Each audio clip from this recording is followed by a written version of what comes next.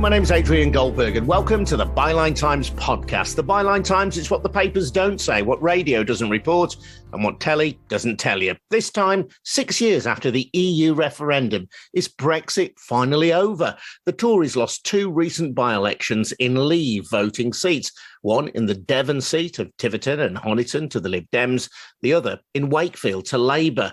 This suggests that for many voters, if Brexit isn't quite an irrelevance, it is no longer the number one issue. We'll be talking shortly to Sam Bright, the Byline Times investigations editor, and we'll be looking later at the economic data, which suggests that the impact of Brexit won't go away in a hurry, even if it is now much harder for the Conservatives to weaponise it against their opponents. Before that, though, just a reminder that the Byline Times podcast is funded by subscribers to the Byline Times, our rather wonderful monthly newspaper.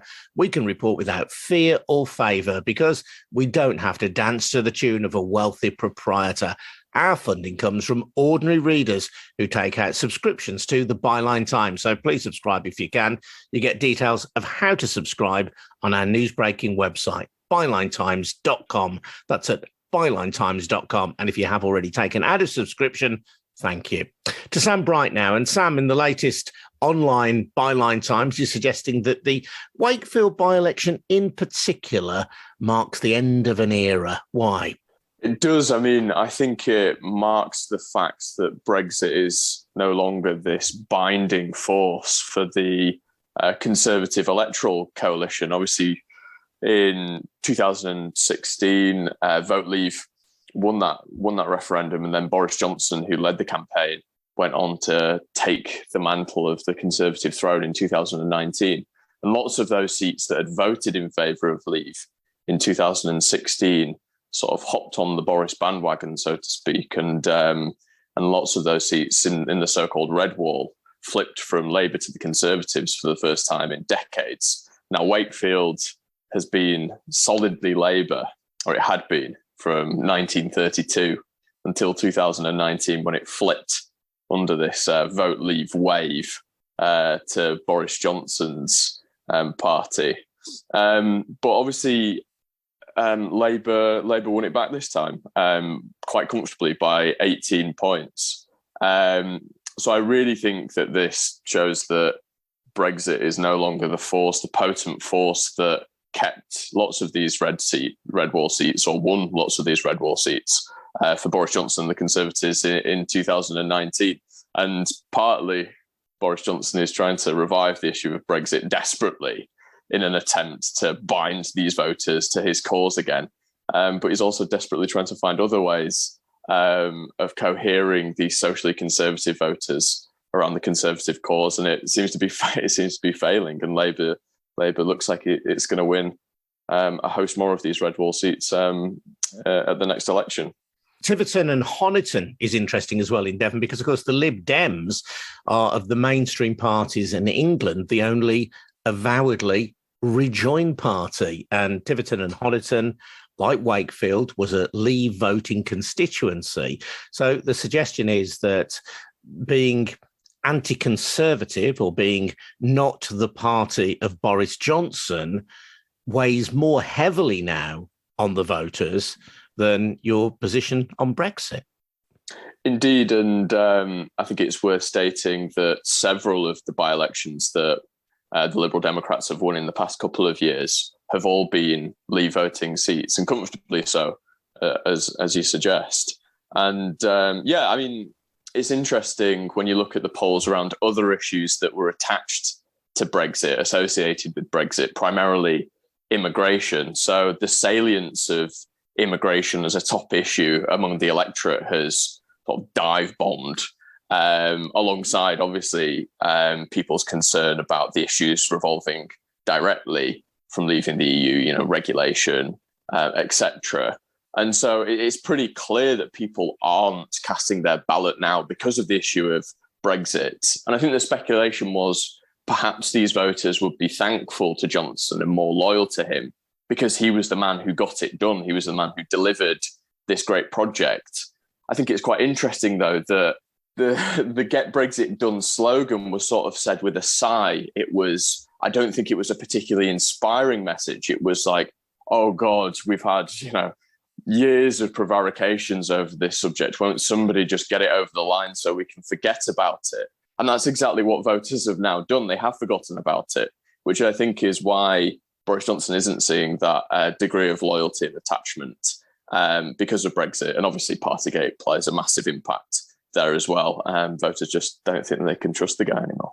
Yeah, so I suppose this then comes down to a debate about whether with a different Conservative leader in Downing Street, Brexit might again be a polarising issue. It's clear, isn't it, whatever the outcome of that debate, that Boris Johnson, in a sense, is the most polarising influence on the electorate at the moment, outweighing Brexit by several factors, particularly because of Partygate.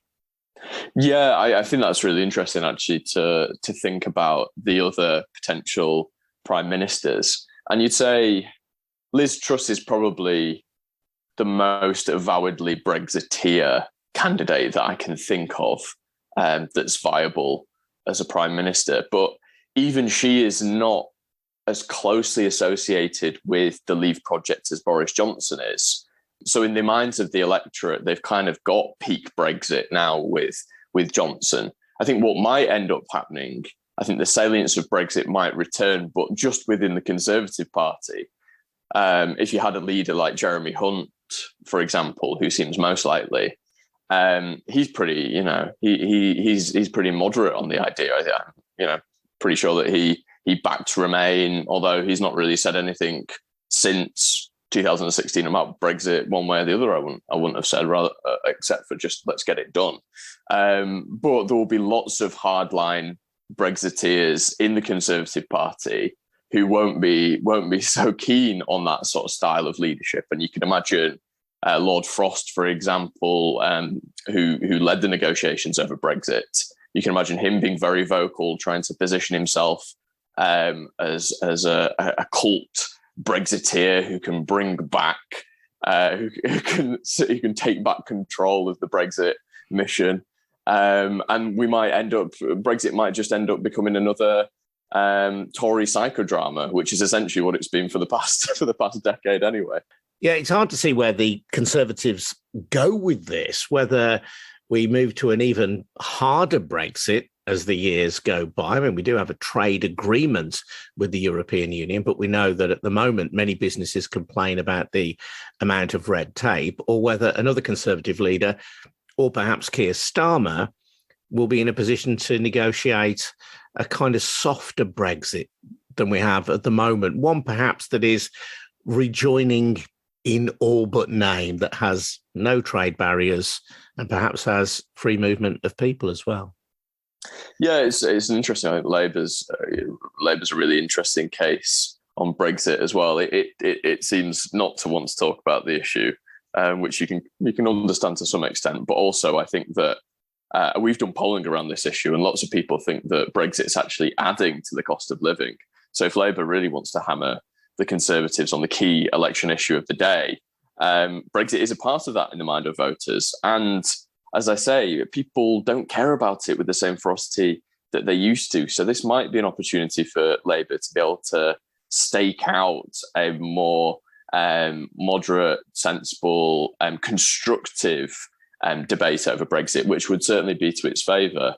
And then I think ultimately, ironically, Labour might be the party to get Brexit done and to get us all not talking about Brexit anymore. Because the Conservatives, as I said earlier, the Conservatives like to use Brexit as a political tool because it plays well among certain demographics, certain older socially conservative demographics. But Labour, you can feasibly see negotiating a closer arrangement between the EU and Northern Ireland and Great Britain. I don't think Labour would be bothered at all about forging closer economic links with the European Union and all that entailed, mirroring regulations. A big cause of Brexiteers is to separate us from the judicial aspects of the European Union. And you can't imagine Keir Starmer, particularly given his legal background, you can't imagine him wanting to pursue that course. So we may actually end up with relative degree of Brexit harmony with Labour if it ever got in power. Though I do think that rejoining under Labour would be a very distant prospect. Yeah, I don't think there's much appetite amongst the Labour front bench for rejoining, certainly not from Keir Starmer, but closer ties with the EU, an easier trade relationship and the restoration of free movement could all potentially be on the cards. These are the kind of issues, I suppose, that the Conservative right will seek to exploit, whether or not Boris Johnson is Prime Minister. But we'll hear shortly from Tony Sampson from the LSE, a respected economist. He'll spell out how Brexit has damaged the UK economy. And I just noticed from your most recent article in Byline Times, Sam, at bylinetimes.com, you referenced as well a report by the Resolution Foundation showing that one of the most avidly pro-Brexit areas of the UK is also one of the areas that's going to suffer most from it. Yeah, and this is interesting. This is why I've always said that opposing Brexit is a principled stance that stands up for the left behind regions of this country, because this Resolution Foundation report echoes plenty of previous reports by saying that the Northeast is going to be hardest hit from Brexit because of its association with exports to the continent. Plenty of other reports have pointed to car manufacturing in your part of the world, in the Midlands, and that part of the country will be damaged as well. Whereas London is actually pretty flexible. It's light on its feet, and it's coping relatively well compared to other regions with the impacts of Brexit. And so, yeah, this is a regional question, and it's about ensuring that those parts of the country that have suffered in recent decades don't go further back still, due to the self-sabotage of departing from the EU. I know these matters mean a lot to you, Sam, as well. Sam has written an excellent book, Fortress London, Why We Need to Save the Country from Its Capital. Very well received and reviewed, and is a book we genuinely can recommend here at Byline Times. Sam, thank you very much indeed. This is Adrian Goldberg. You're listening to the Byline Times podcast, funded by subscriptions to the Byline Times. Please take out a subscription if you can. You'll get a fantastic monthly newspaper in which you can read Sam and many other fine writers, and you'll also be funding the work of this podcast. Please go to bylinetimes.com for more details. Now, as promised, let's examine the economic impact of Brexit with Thomas Sampson. Thomas is an associate professor in the economics department at the LSE. There have, of course, been huge pressures bearing down on the global economy. The pandemic, Russia's invasion of Ukraine, to mention just two. So is it possible to isolate the specific impact of Brexit? That's a really good question. And as researchers, it's really what we spend a lot of our time thinking about strategies that allow us to tease out what's Brexit versus what is all the other shocks that are hitting the economy. As you rightly point out, there have been a lot of shocks lately, and that makes our life a little bit more difficult. But there are various strategies you can adopt. And I think overall, there is enough information to separate these different effects. So when thinking about the kind of economic effects of Brexit and what we've seen so far, I think it's useful to break into two periods. Like, firstly, what happened after the referendum, but before Brexit actually occurred, kind of between 2016 and 2021. And then what happened now we have this new trade relationship with the EU. So we could talk about each of those in turn, if you like. Yeah, and that trade and cooperation agreement, commonly referred to as the TCA. So that's been in existence for how long? It came into effect at the start of 2021. So we're about a year and a half into the trade and cooperation agreement, the TCA now. Okay, so take us then through that first period before the TCA existed. I mean, if you think back to June 2016, when the referendum happened, the first thing we saw in terms of the economic effects was that the pound, the value of sterling, declined. There was a sudden depreciation of the pound that mainly occurred on the night of the referendum itself. And, essentially over the few days following the referendum, the pound lost about 10% of its value against other major currencies like the dollar and the euro. So, Why does that matter? You know, obviously it's of interest to currency speculators, but that's not most of us. So why do we care if the pound falls? Well, it's because it drives up the cost of imported goods. If the pound is weaker, everything we buy from abroad becomes more expensive. So one piece of work I've done with my research team at LSE is to look at how the price of consumer goods changed following that depreciation. And what we show is that the depreciation drove up the cost of imports, which led to significantly higher prices that consumers faced for their weekly shop. And kind of our best estimate of the size of that effect is that the depreciation increased the cost of living by around 2.9%. What's 2.9%? How much is that? Well, for an average household in the UK, that's an increase of about £870 on their annual shopping bill. So that's a fairly big hit that occurred in the 2 years after the referendum, even before there was a change in arrangement. So that was kind of the first channel through which we saw Brexit starting to have economic costs. And then there was one other big channel that we saw operating before the new trade arrangements came into effect. And that was that, all the uncertainty that was around about, would Brexit take place at all? When would it take place? If it did take place, what would our new relationship with the EU look like? This uncertainty made it harder for businesses to plan for the future. And this, what this leads is, when businesses are uncertain about what the future looks like, they tend to cut back on new investments, things like, buying new machines, investing in new plants, because, they're not willing to commit to those big purchases if they don't know what the future is going to be looking like. So over the few years after the referendum, we saw a slowdown in business investment in the UK. And that meant that the economy grew more slowly. Now, teasing out exactly the size of that effect is quite difficult. But the kind of estimates we have are that maybe by the end of 2019, so before COVID hit, because obviously once COVID hits, that starts dominating GDP movements. But before the start of COVID, economists were thinking that the UK economy was maybe 2 to 3% smaller as a direct result of the referendum vote. So that's, it's not a catastrophe, but it's a substantial drag on growth that played out over several years and left the size of the economy smaller, which means, all of our incomes on average are going to be lower and government is going to have less money to spend, which puts pressure on government services. So even before, Brexit actually happened, there are already these significant economic pressures that had started to emerge. And since the Trade and Cooperation Agreement, then, the TCA, can we measure that impact? Yeah, so that's kind of the key question now.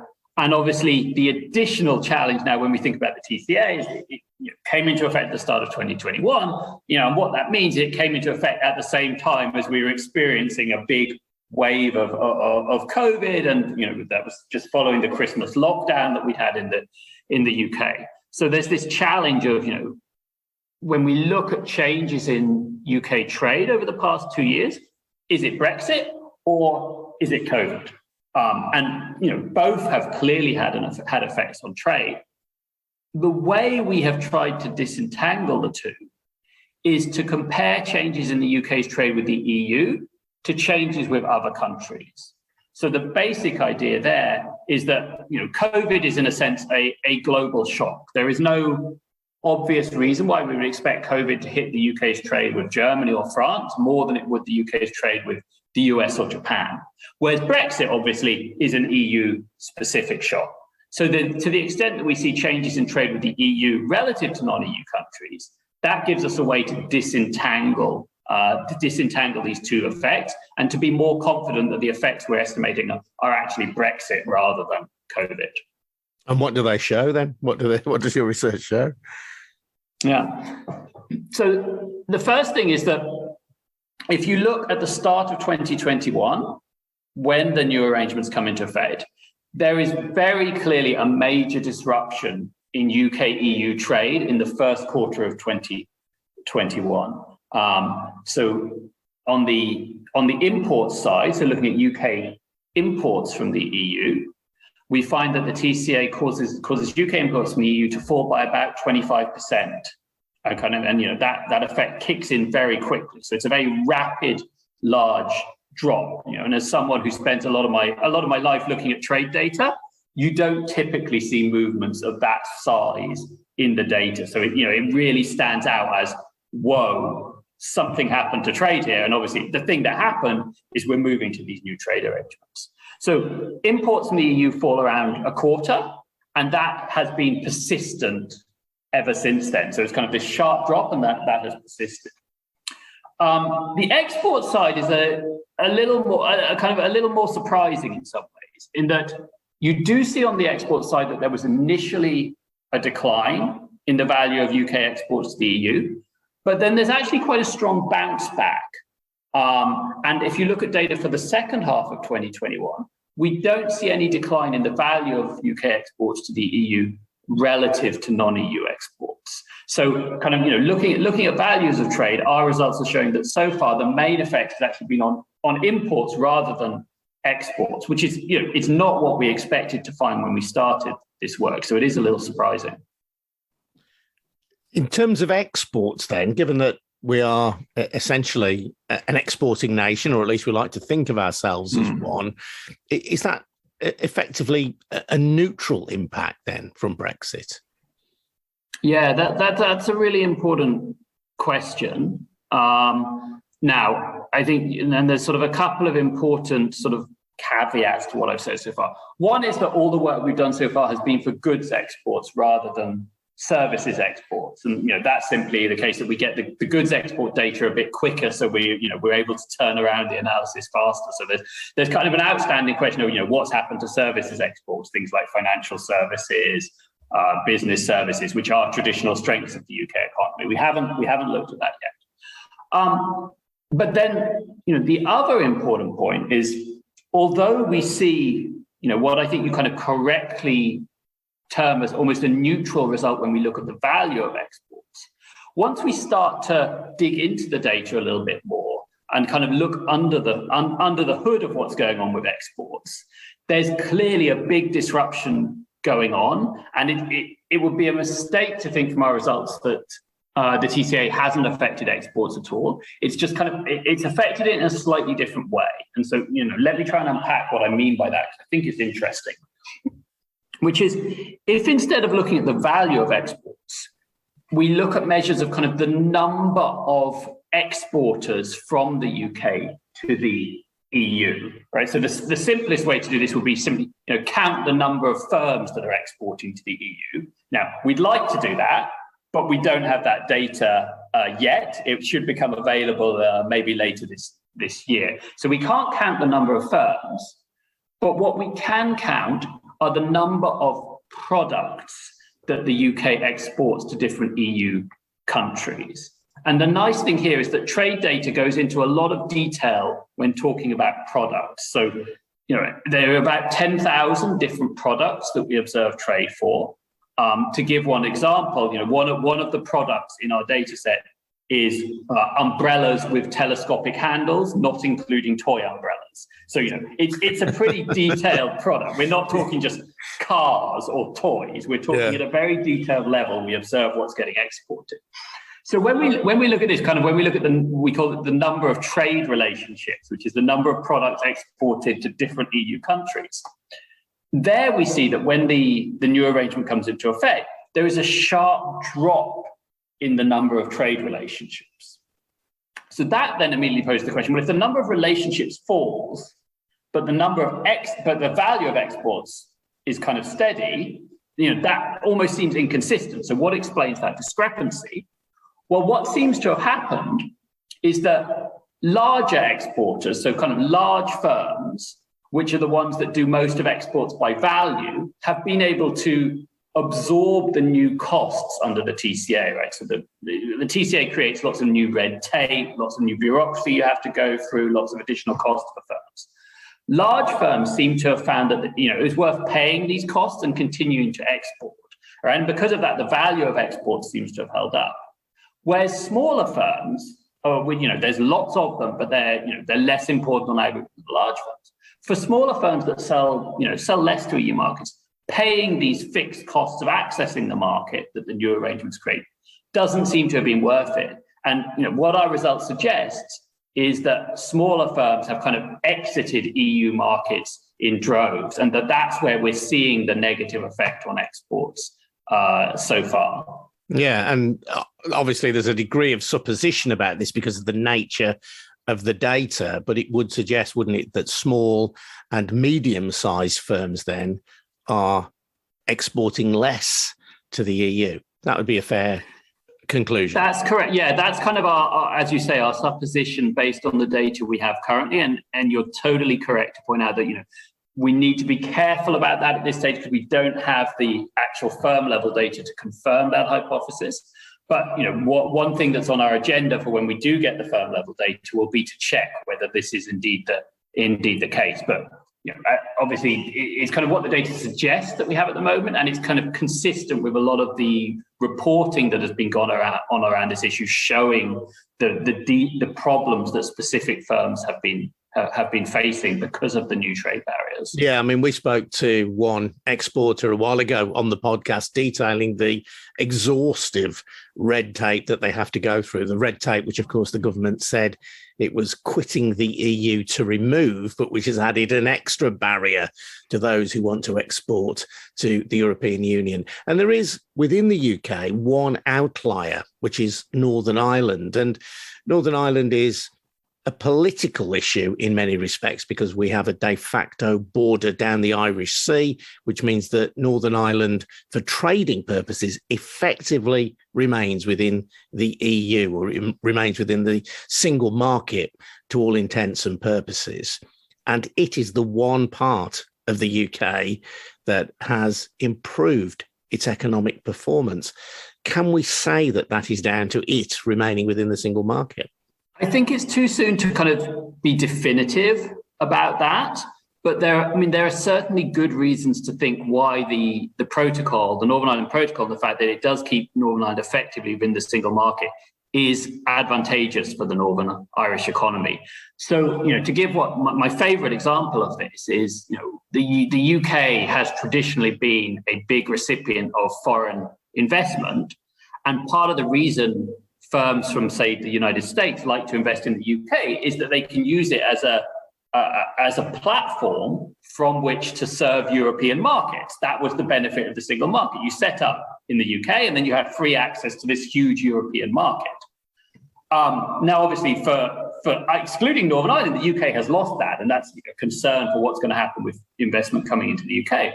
But suppose now you're a US firm thinking about investing in Europe, and maybe, you would still ideally have liked to invest in the UK. It's English speaking. There are strong ties between the UK and the US. We have a highly skilled workforce. We have a lot of cultural similarities with the US.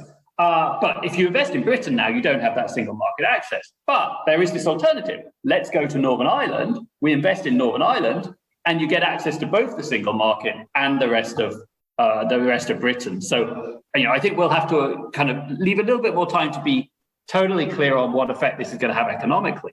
But there are certainly some advantages to the Northern Ireland Protocol for Irish businesses.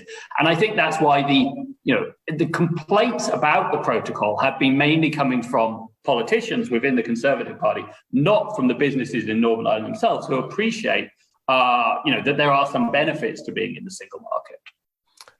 Whether from your own research or that of other economists, is there any identifiable economic benefits to leading the EU? On aggregate, I think we are yet to see any evidence of benefits. Now, for particular firms or industries, there may be some benefits. So, for example, if you were working in a firm that previously faced a lot of competition from other EU firms, from imports from the EU, and now it's been harder to access those imports, that might benefit that particular firm or that industry. So, changes in trade, typically that's what I always tell my students. Any change in trade policy, there will be some winners and some losers. And I think that will be with the case for Brexit, though we haven't really identified the winners yet. But certainly on aggregate, if we sum up across everyone, I haven't really seen anyone kind of make a strong case for benefits so far. Thomas Sampson there from the LSE. I'm Adrian Goldberg, and this has been the Byline Times podcast, funded by subscriptions to the Byline Times. Get details on how to subscribe at bylinetimes.com. And don't forget as well to check out the Bylines app on your smartphone, opening up the world of our regional bylines as well. Thanks very much indeed for listening. See you next time.